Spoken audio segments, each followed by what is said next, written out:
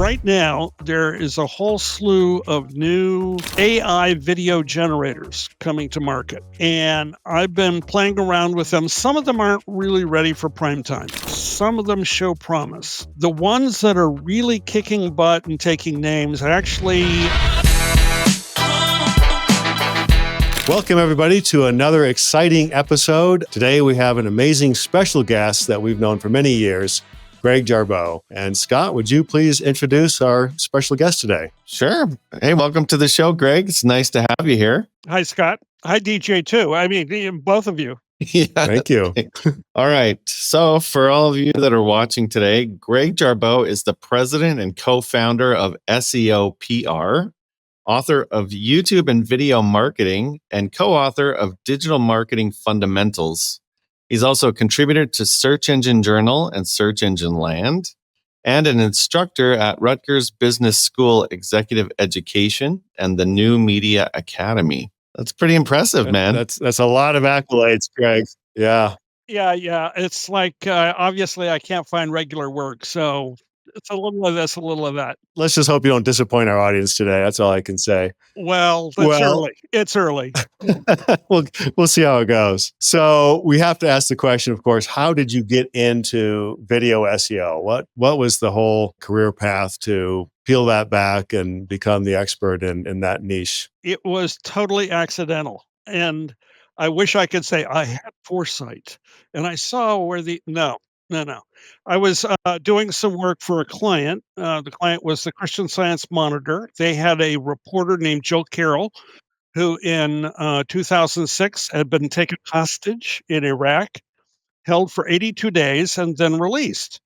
She came home, wrote an 11-part series on what it was like to be a hostage and think she was going to die any day. The newspaper was planning to publish the story in August, and they were a little worried that everybody was going to be on vacation that month. And so they hired my firm to do a little of this SEO PR thing. Okay, fine, whatever. So we got a 150-word excerpt of her opening article. We got a photo of her from when she was being held hostage, because they showed, your typical hostage photo. And we started pitching. We pitched CNN, we pitched MSNBC, we pitched, the Huffington Post, etc. And as we were pitching the story and say, hey, look, the story's going to break on Monday. We can get you this 150-word excerpt and a photo on Friday if you agree to an embargo and don't break your story until late Sunday night before the article surfaces Monday morning. So that was the typical PR negotiation. All 5 of the first journalists that I talked to said, do you have any video? Okay. Magic ingredient. And we didn't. And I thought, oh man, one of the best stories I've ever pitched in my long checkered career, and I don't have any video. And my middle son was working for me that summer and said, Dad, that's not a big deal. I can put together a YouTube video this afternoon. And I went, wait a second. You've been in college? They're teaching you this in college? It's like, no, it's not hard. He said, do you have anything to work with? I said, I got no video. If I had video, I'd have video, wouldn't I? He said, well, if you can take a still photo, I can do a pan and scan thing like they do on, Ken Burns documentaries. All we need is a soundtrack. So it would be good to have a sort of a neutral narrator, and I'll put together basically a 46-second long clip. And I went, okay. So I called back all 5 of the leading journalists and editors that we'd been pitching stories to. And I said, well, I have a YouTube video. Will that do? And they all took the story. Wow. They all took the story. And they played it on their homepage. And in the first 24 hours, we generated 450,000 unique viewers. Visitors to the Christian Science Monitor website, which was 7 times more than their daily average. And I went, this YouTube thing, it's got legs. So there I was in August of 2006 with no ambition to get into video whatsoever. It was, wasn't even my son got me into it. That's amazing. He saved my bacon. And at that point, that's when we suddenly started taking YouTube seriously. And, the rest is history, as they say. So that little serendipitous kind of experiment with video literally turned around everything you've done ever since, because Yes. that's been the basis of your whole shtick and books and everything. It led to some presentations that I was giving in late 2007, early 2008. One of the people in my audience was the editor at Wiley and said, "Would you like to write a book about that?" And so my first book came out in basically 2009. It included interviews with, among other people, the skinny kid from Illinois named Barack Obama, who had used YouTube to become what the Washington Post called him the YouTube president. He had used it successfully to build his brand and convince people to vote for him. I also, by the way, interviewed the video guru who was working for the other sides, for the Republicans, who failed miserably to make that work for them. But let's put it this way. Yeah. Then I started learning what worked, what didn't work. I got to interview the folks at Monty Python. Oh, fun. Who used YouTube to sell a DVD and increase their sales by 1,200%. And I said, no, that's a Monty Python number. What's the real number? They said, no, that's the real number. And it was like, so yeah, the rest of the story unfolds. So how did you transition this to e-commerce? Monty Python. And I think that's the right answer. What everyone thinks YouTube is a place to watch funny cat videos. That was its reputation for a lot of years. But it turns out a few, and it is an incredibly small percentage of the people who are using YouTube, have figured out that it is not only for entertaining audiences, but it can also be used to inform audiences. Okay, fine. Believe it or not, there's news content that you'll find there. And you can also sell product there? And yeah, the answer is yeah, you can also sell product there. So for example, just to give you a recent number, and I'm going to look over here, in 2023, just to pull the most recent year that they've got data for, over 30 billion, with a B, hours of shopping related videos were watched on YouTube, which was a 25% increase in watch time over the previous year. Wow. And you've got people like, I don't know, Mr. Beast is selling chocolate bars off of his YouTube videos. And if he can sell chocolate bars off of a YouTube video, the question is, excuse me, have you tried this one lately? Yeah, that's, 30 billion watched hours of shopping videos. Shopping. Yeah. Everyone thinks that, you're talking about the Home Shopping Network. And it's like, well, yeah, they're there too. By the way, they have a YouTube channel, but the people who are really making this work are in all kinds of fields, everything from makeup to technology to you name it. And it does take some getting used to. Marketing on YouTube is not as simple as the YouTube people would like you to think it is. It does take some knowledge, but increasingly the people who don't have that knowledge, who don't have that experience, and okay, fine, that's not everybody, including me. Okay, I mean, I came to this late to the dance, as it were. You got to find someone who is knowledgeable and team up with them, and you either hire them as an employee, like I did with my son one summer, or you partner with the right YouTube creators or influencers. Just last week at Brandcast, which was the YouTube's big event in New York City during the upfronts, they rolled out a series of announcements. And one of those announcements is, by the way, you can now not just partner with a YouTube creator, you could take over their channel. You could literally own the channel of, you pick it, the most popular YouTube creator in your category, and sell stuff left, right, and center. Wow. That's amazing. That could be incredibly powerful if that influencer creator is talking to your core audience. What better way to speak directly to them vis-a-vis a third-party influencer expert, celebrity? Yeah. Love that. If you're talking to an e-commerce, what would some strategies be right now that you'd recommend to that site owner for YouTube, video, both on page, off page? How would you recommend leveraging those assets on YouTube, on their website? What would that kind of high level, let's talk turkey, this is what I recommend for an e-commerce website to leverage video and YouTube in today's environment? Let me not name names, but tell you why it's such a difficult conversation. Most of them, I'm successful. You're going to come in and tell me something I don't already know? And the answer is, of course you're successful. Would you like to be more successful? That's step one.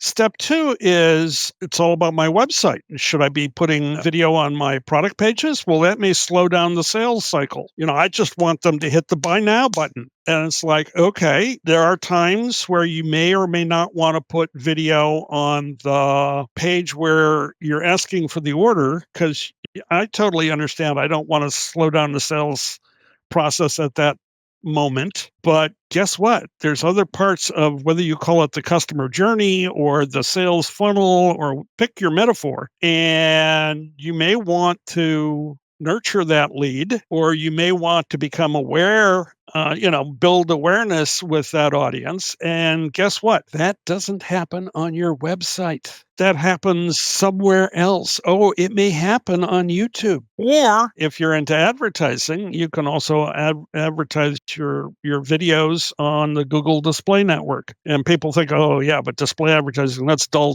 boring, it's dead, right? Nobody clicks on banners anymore. And the answer is that's right. But if you look at the display network, what are they really, really, really, really distributing these days? Nobody wants boring banners anymore. So guess what? You need to build a strategy, but instead of focusing at the bottom end of the funnel or the last step in the customer journey, which too many e-commerce people are focused on, it's like, that's an important step, but it's the last step. How about building out a strategy that drives people down that funnel or through that journey? And their video can play important steps in building awareness, in increasing consideration, in driving traffic, in generating leads, and actually closing sales. And you can do it with everything from entertainment to how-to videos to inspiring brand-related videos to documentaries. I've seen lots of different approaches, but you got to get people out of the tail end of the funnel. You got them to get them to think bigger picture. Well, even Amazon, all the successful sellers have video on their product detail page. Yeah. How to, overview. Let's look at it 360 degrees. Yeah. Close up, far away, in action, what it looks like in scale, how it works with other products. I mean, video is what Amazon is pushing because they know video creates engagement and conversion. You talked about different types of videos. What are your thoughts on like user-generated videos where they review a product? It's authentic. It's gold. It needs to have a moderator, obviously. Otherwise, you end up like some of the auto dealers did when they let a little too much user feedback dominate the process. So you need to keep it on some kind of framework. But you can't fake real. I mean, that's the wonderful thing about that user-generated content. So to the extent that you can find a way to get it to happen. I mean, one of the people who did this brilliantly and then for some bizarre reason stopped doing it were the people who did Crash the Super Bowl. They used to inspire people to say, create your best funny video. It needs to meet some criteria, but we're going to take the one that we deem the funniest and we'll run it as our Super Bowl commercial. And it sold a lot of potato chips. So, yeah. Is it Doritos? It's Doritos. Doritos. Yeah. Very famous campaign and great strategy. Yeah. So harnessing that is, it takes some talent. But again, if you give people the right, motivation, because for a lot of the creators, it was their chance to get discovered. And when you got creators competing with other creators to try to be funnier, it's a pretty good deal. Pretty good deal. Yeah. Well, even the ones that didn't win the Super Bowl ad, they still got a ton of views because those are all uploaded to YouTube. So you could go and watch all of the entrants, applicants. And here's what was, I think, truly brilliant about the campaign. All that competition was happening before the Super Bowl, when people were buying chips for their Super Bowl party that they would eat while watching the Super Bowl. So they were selling product ahead of time. Brilliant. Cialdini would call that persuasion. They were persuaded to buy Doritos before the Super Bowl. So yeah, that is really brilliant. Yeah. That's fantastic. So what do you think are the three biggest mistakes that an e-commerce website makes when it comes to their video strategy? Well, mistake number one is they don't even think about video. Most people start their site off with text, and then they learn that, oh, if a red button is going to sell more than a green button, then I want to put red buttons on my page. Okay, fine, great. Terrific. So unfortunately, you've got to start by saying, look, it's going to be a process. There are very, very few products where I'm going to see something and I'm going to just buy it. Most people need to think about it at least a little bit before they make that purchase, generally. Now, there are exceptions, but generally that's what the case is. Okay, what is that sequence? For e-commerce, it is a hard discipline to think about the step before you make the sale, Yeah. But Yep. pardon me, think about the step before you make the sale. And then what about is there a step before that? So the hardest and first mistake most people do is they focus at the last step and they wonder why nobody's buying. And it's like, okay, that's because all you did was focus on the red button by now. That's a good button to have. I'm all for it, but why would I want to, in my right mind, buy it, let alone now? So, mistake number one. Mistake number two, they focus on features and benefits. Why? Because all product-oriented marketers focus on features and benefits. Okay, sometimes a feature or a benefit can certainly improve consideration, can move that sales cycle along.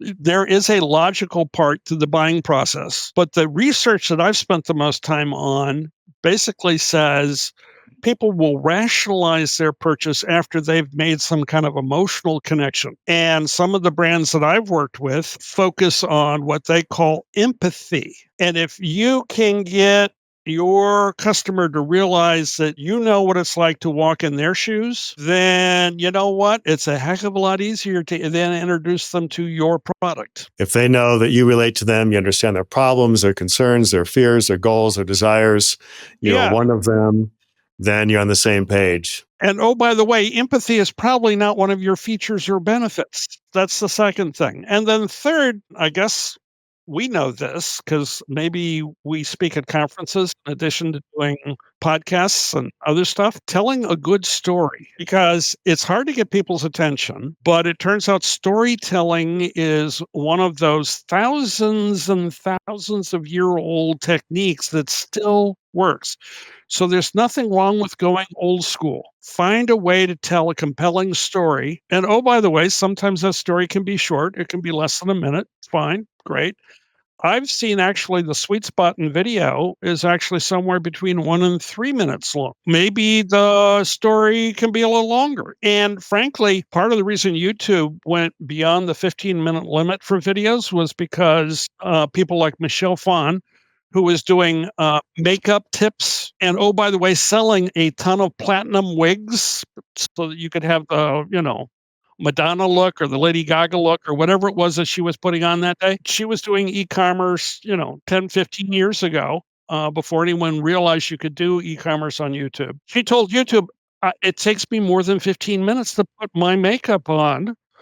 Now, again, it doesn't take me that long, but for her, if she was getting ready to go out that night, and so YouTube went, you're right, okay, fine, then we're gonna lift the 15-minute limit on YouTube videos. So sometimes long work, sometimes medium work, sometimes short works, and the real answer is, and I think this is what Adidas said, make all of the above, and let the algorithm figure out which work for you. Well, I'm thinking about your 3 tips. Obviously, 1, do it. Number 2, taking a cue from Nike, just do it. Speaking of tennis shoes.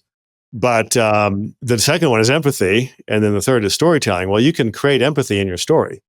So you can really combine those 2 attributes and let people know, I understand you, I feel for you, I get you. Here's my story. And include a call to action at the end. That's fantastic. That's a great. Well, Scott, do you want to pop the $1 million question? I don't have my $1 million bill handy. Do you? Whoa! I always have my $1 million bill. Wow. $1 million bill. What? Okay. You got my attention. Now what do I have to do? All right. So we're going to ask you the $1 million question.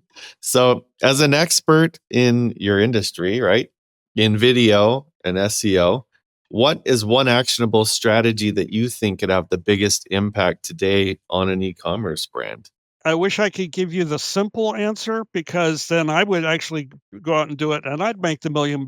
Okay. But let me tell you what I'm encouraging other people to do, because I wish I had the answer. So my pathway to finding the answer is test, experiment, try things. Right now, there is a whole slew of new AI video generators coming to market, and I've been playing around with them. Some of them aren't really ready for prime time. Some of them show promise. The ones that are really kicking butt and taking names, actually, the secret sauce that nobody's paying attention to is they're being used by really creative people to do things with the AI. And so you got to wonder, is this the AI tool's capability or the AI tool in the hands of a really creative person's capability? And I'm not sure I know where one leaves off and the other one starts. But what I can say is start testing and expect that there will be failures. Don't let that discourage you. It's like, okay, so I can mark that one off my list. I learned what it could do. I learned what it couldn't do. And by the way, it couldn't do what I wanted it to do. But somewhere along that way, you're going to discover that this AI stuff is the thing that the rest of us don't have our arms around yet. And if you can figure out that before I can, or before you can, or before your competitor can, then you have found the $1 million solution. So I don't know what it is. All I can tell you is, yeah. I'm testing stuff all the time. No. I haven't found the one silver bullet yet, but I'm looking for it. Well, thanks so much, Greg. We really, really appreciate your time as usual. And this has been really helpful for us. We're sure it's going to be helpful for our audience. Take care. Hey, everybody. Ciao.